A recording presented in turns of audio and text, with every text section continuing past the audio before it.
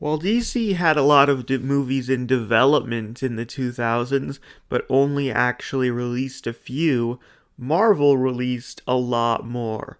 But they were all made by different studios and therefore never actually crossed over. In this series, I'm going to take a look at what would have happened if they did. One rule I have set for myself is that I have to keep any movies that were actually released in this time period. This universe actually begins in the late 90s, since that's when Blade released, starting with a Captain America movie. I know it might seem weird to be starting with a new movie, but I wanted to have Captain America and Iron Man in Phase 1, and I figured there was room for them early on. The movie would be very similar to the actual movie, except with a few changes. Baron Heinrich Zemo appears working with Red Skull, and Wolverine has a cameo as a member of the Howling Commandos. The biggest change is that the final part of the movie takes place entirely in present day, as Captain America finds out that Red Skull is still alive. Then we have Blade, which would remain the exact same, because there's honestly no real reason to change most of these early movies. Iron Man will also release in Phase 1.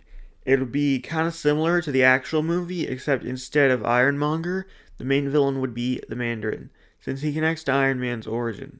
Ironmonger will be saved for a sequel, with Obadiah Stane appearing in this movie.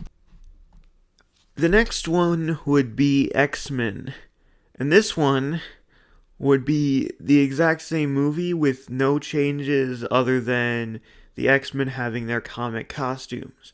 Although Wolverine wouldn't get his until the very end, and maybe S.H.I.E.L.D. could be mentioned to tie in with the other movies.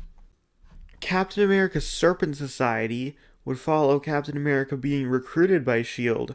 for a mission with Black Widow, where the two of them are sent to take down the Serpent Society, which this whole thing turns out to be preparing them for the Avengers mission. Then there's Blade 2, which remains the same except with a post-credit scene where Nick Fury recruits Blade into the Avengers.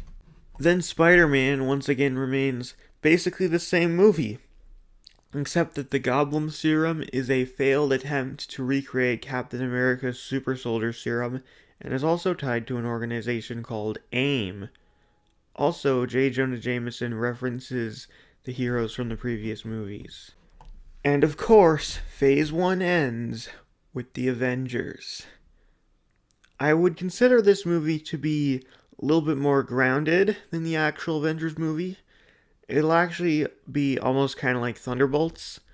The team would consist of Captain America, Iron Man, Spider-Man, Blade, Black Widow, as well as Wolverine, because I wanted to have someone to represent the X-Men, and Wolverine is not only the most popular, but he is also basically the main character of the original X-Men trilogy. The team is recruited by S.H.I.E.L.D. to take down AIM, and the leader of AIM, George Tarleton, experiments on himself, which causes him to mutate into MODOK. After they defeat MODOK, Nick Fury reveals them to the public as the Avengers, and it is implied that he did all this to prepare them for an even bigger threat, revealed in a post-credit scene to be Galactus, who will be the main villain of this saga.